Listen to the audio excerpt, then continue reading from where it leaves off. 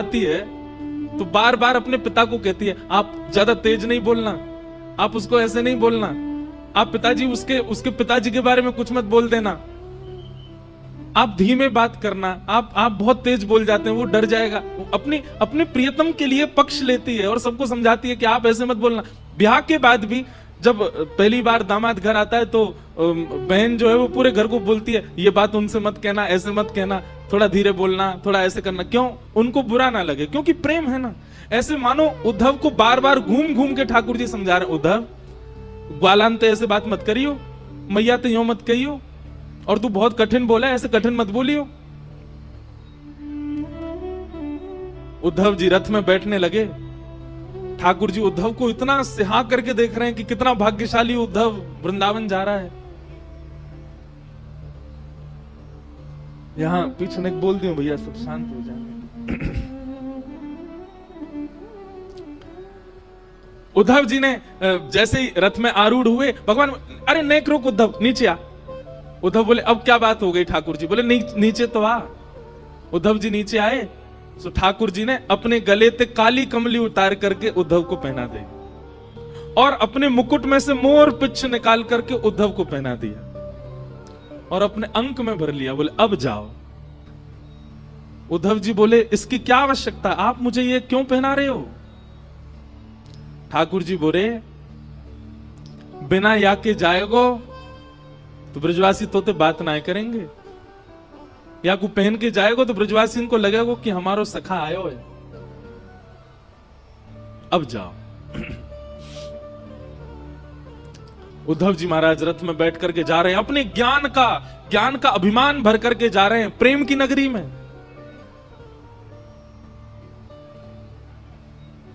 जैसा देश वैसा भेष होना चाहिए, यदि वैसा भेष नहीं होगा तो देश आपको स्वीकार नहीं कर पाएगा। वृंदावन के लिए ज्ञान की आवश्यकता नहीं है, वृंदावन के लिए बहुत यश की आवश्यकता नहीं है, वृंदावन के लिए बहुत संपत्ति होना आवश्यक नहीं है। कुछ नहीं हो चलेगा, पर प्रेम होना बहुत आवश्यक है चित्त में, नहीं तो वृंदावन स्वीकार नहीं करेगा। आप वृंदावन लाख बार हुआ हो, वृंदावन स्वीकार करेगा तो वृंदावन अलग ही दिखने लगेगा आपको छोटी गलियां नहीं दिखेंगी, आपको भीड़ नहीं दिखेगी, आपको बंदर घूमते कूदते नहीं दिखेंगे, आपको कुछ अलग ही दिखेगा। अगर वृंदावन स्वीकार कर लेगा तो दृष्टि बदल जाएगी। पर वृंदावन स्वीकार के लिए प्रेमी बनकर के जाओ। उद्धव जी महाराज वृंदावन जा रहे हैं। अब वृंदावन की स्थिति सुनो। अभी ठाकुर जी को ब्रज से गए हुए लगभग 4 वर्ष हो गए, 4-5 वर्ष ठाकुर जी को जाए हुए हो गए।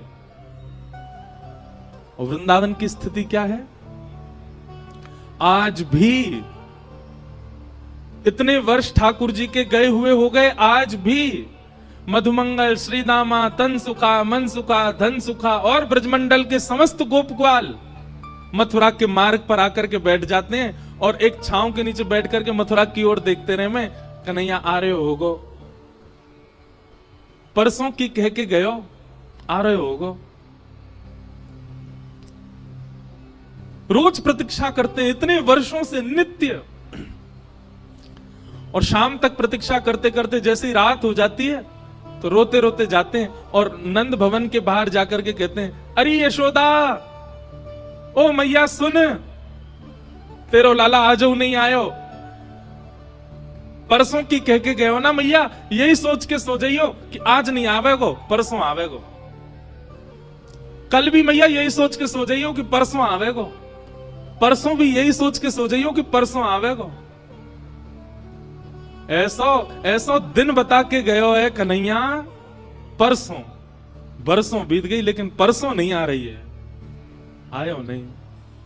और रोते बिलकते सब ग्वाल बाल अपने अपने घरों में जाकर के सो जाते हैं।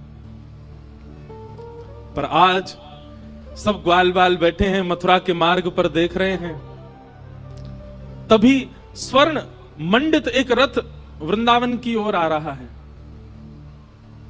उस रथ को देख करके मधुमंगल, श्रीदामा, तन सुखा, मन सुखा, धन सुखा, सुबल, तोक, ठाकुर जी के सारे सखा, सब में मानो जैसे प्राण की लहर जैसी दौड़ पड़ी हो। अरे कन्हैया आ गयो, अरे हमारो लाला आ गयो, अरे देखो भैया सखा आ गयो, अरे आज परसों आ गई, आज तो कन्हैया आ गयो, अरे मथुरा ते रथ आ रहा हो भैया, अरे कोई जाओ, जाकर के पूरे वृंदावन में हल्ला मचाओ, व्यवस्था करेंगे, बंधन बार बांधेंगे, रोली लाएंगे, अरे भैया सारी भूल माफ कर देंगे, लाला को हृदय से लगाएंगे, हमारो लाला आ गयो। सब दौड़ने लगे रथ की ओर। मधुमंगल बोलो मैं नहीं जाऊंगा, तुम सब जाओ,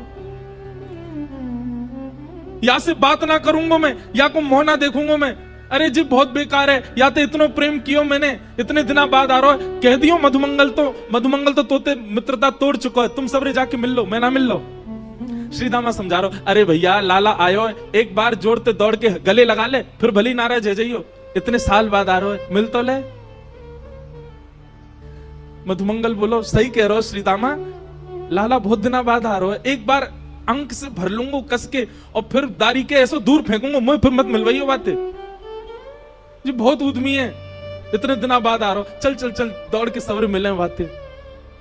सब ब्रजवासी दौड़ करके गए और बीच मार्ग में ही रथ रोक लिया, चारों तरफ से घेर लिया।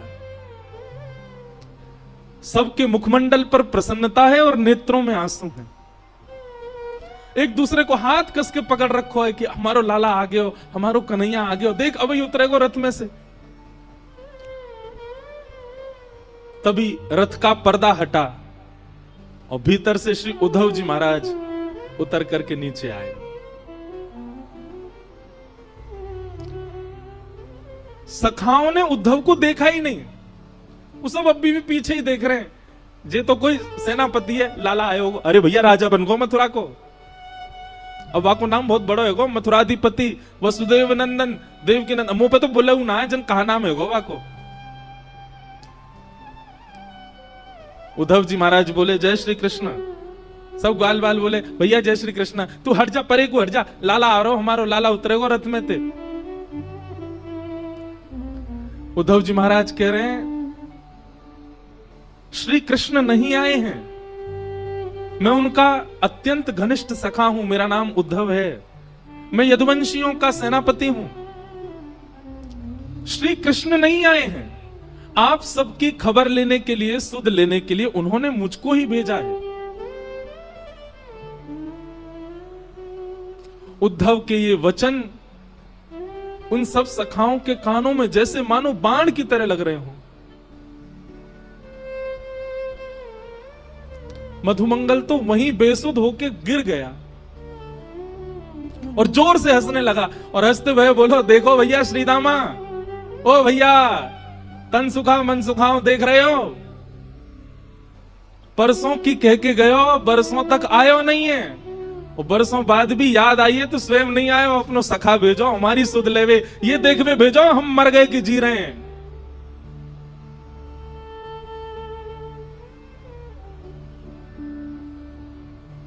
उद्धव जी बोले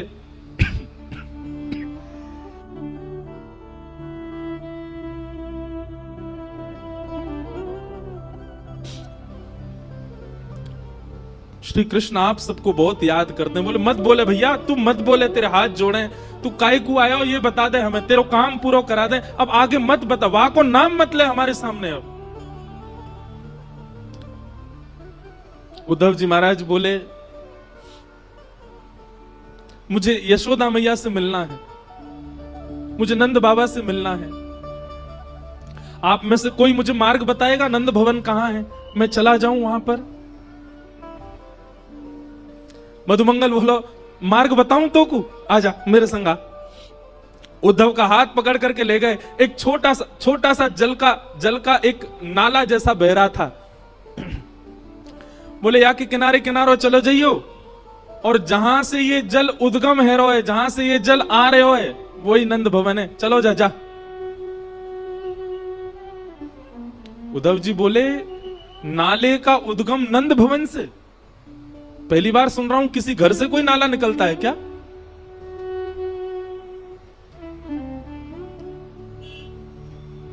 मधुमंगल श्रीदामा बोले ये नाले में कोई नाली को पानी नहीं है, कोई गंदो पानी नहीं है।